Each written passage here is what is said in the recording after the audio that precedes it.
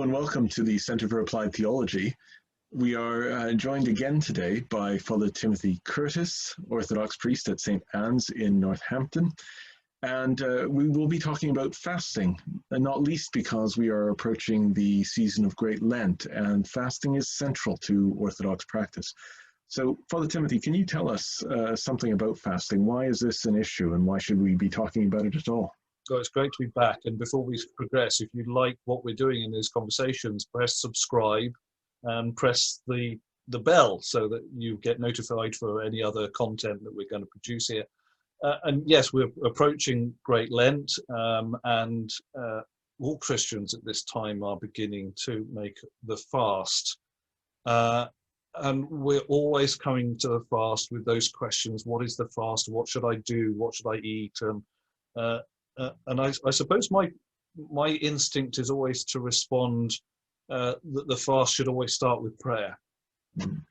Because when we come to the period of Lent, we are quite often focused on trying to read the lectionary or the prescriptions around fasting, and focus on the food that we're eating, and we forget that actually this is a preparation for prayer. We're preparing for the greatest challenge of our life, the greatest challenge of history, which is the crucifixion and resurrection of our Lord Jesus Christ. So the purpose of Lent has got to be the most important thing in our minds, rather than worrying about the food that we're going to eat. So we think about what the purpose of the fast is first. And the purpose of the fast is to assist us in prayer. When we get that orientation right, I think we might start in the right place. It's easy for us to kind of get stuck into trying to decide what foods are necessary to eat at what time, and there's all sorts of instructions that you can find on the internet, and nowadays you can get good recipe books, etc. But for me, I think the starting point is to pray and engage with the developing prayers of the Church over the period of Lent, as we move towards Holy Week, as the rigors of the prayer life of prayer increases. And then the second principle for me is eat simply, because it's very easy to eat very complicated and bourgeois in a way food, very complicated recipes, and choosing very sophisticated food that replicates food that we've given up, tofu sausages and that sort of stuff, rather than just actually reducing the amount that we eat, simplifying what we eat, and being aware of what we eat. And the things you say quite helpful, because it does, without in any way undermining the meaning of the fast, it does bring home to us, and hopefully to anyone listening, this simplicity of it. I think in my experience as a priest, one of the things I have encountered most often at about this time of year is the tendency towards scrupulosity on the part of so many. And that isn't an accusation. I think we may all have that temptation at times. A friend of these conversations, Tom O'Loughlin, who some of our listeners will know, said the other day in a conversation on fasting that wherever there has been a rule of fasting, there has been a list of ways of getting around it. No, absolutely. And there's we're good at this. I know exactly what foods you can eat and can't eat in fast. Bourbon biscuits, by the way, are very good and completely fast compliant, as well as Oreos.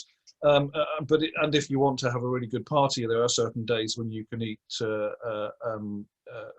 champagne and caviar. But that's not the fast. Precisely, and I think that's what we have to remember. The fast isn't meant to burden us with rules. It isn't meant for us to exercise our cleverness, our sophistry with respect to the guidelines that exist. It is simply an invitation, it seems to me, to simplify and to set aside those things that can be an obstacle between us and God, us and our experience of Christ. If I were to speak from a very personal point of view, if there's one thing I've always been given to, it's an appreciation of food.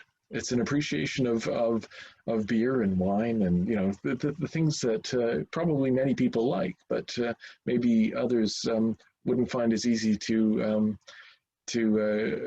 consume to excess as I do.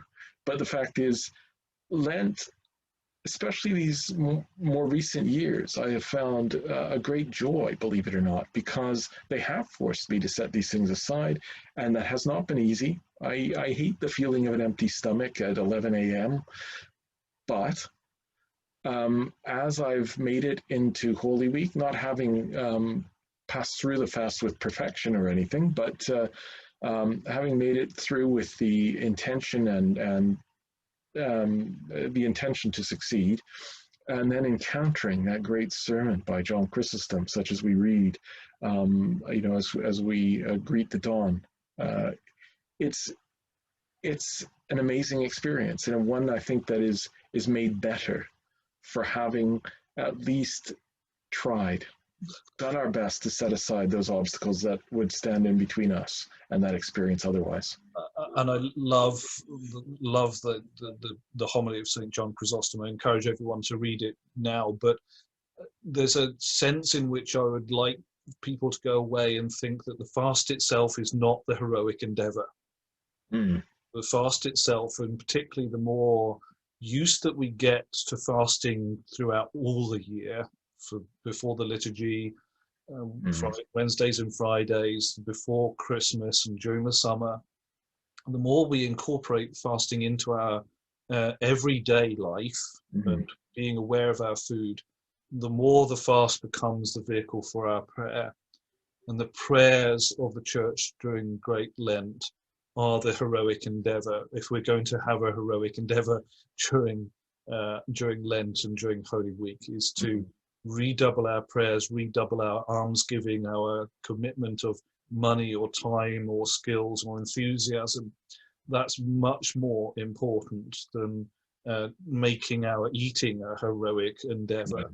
If we find ourselves in the shop, finding our glasses and peering down and trying to find the smallest of ingredients, see whether there's a tiniest drop of milk or dairy in it, we've been distracted. Wonderful trick of the devil to distract us on that detail. Whereas I was always taught that after the third ingredient, if you can't find any banned products, then just get on and eat. Because what we should be doing is spending a little less time worrying about those things, a little bit more time in prayer. And the simpler we eat, the less we eat, the more likely it is that we're going to be fasting anyway, in the truest sense of the fast. Thinning our experience, narrowing our experience, becoming more tender towards the world around us, reducing the amount of meat and dairy that we eat. It's just about reducing it. It's not about heroics or replacing it with this or that, or just reducing that amount that we eat little by little over the years. And particularly if you're new to the fast, don't throw yourself 100% at the fast.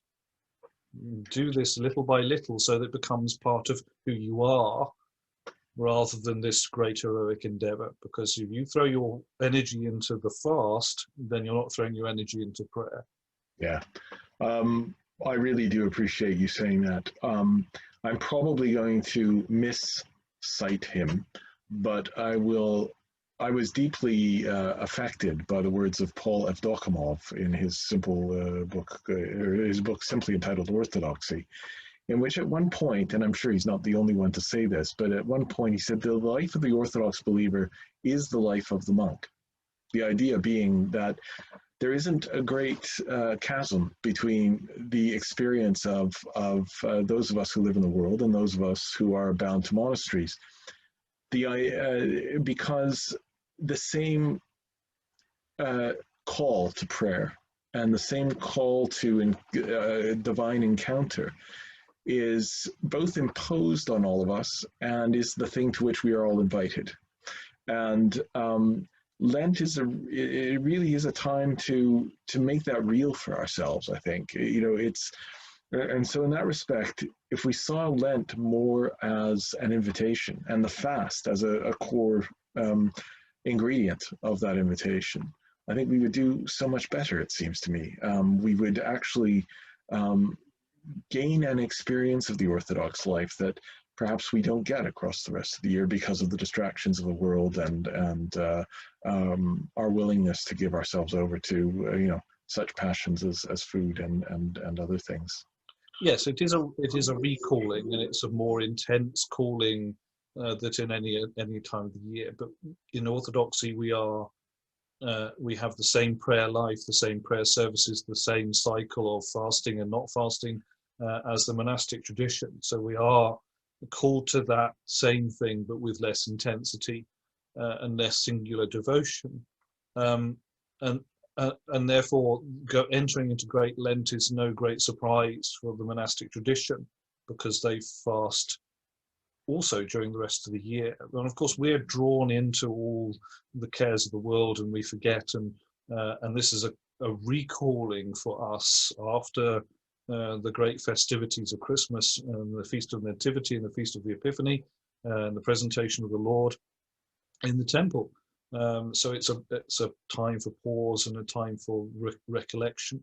But as we spend the rest of our life in prayer and reflection, this should be no surprise to us. But if it's our first Lent, or if we've forgotten and we're returning to that rhythm of fasting and praying, then it can be a big challenge. And I think it can overwhelm some people.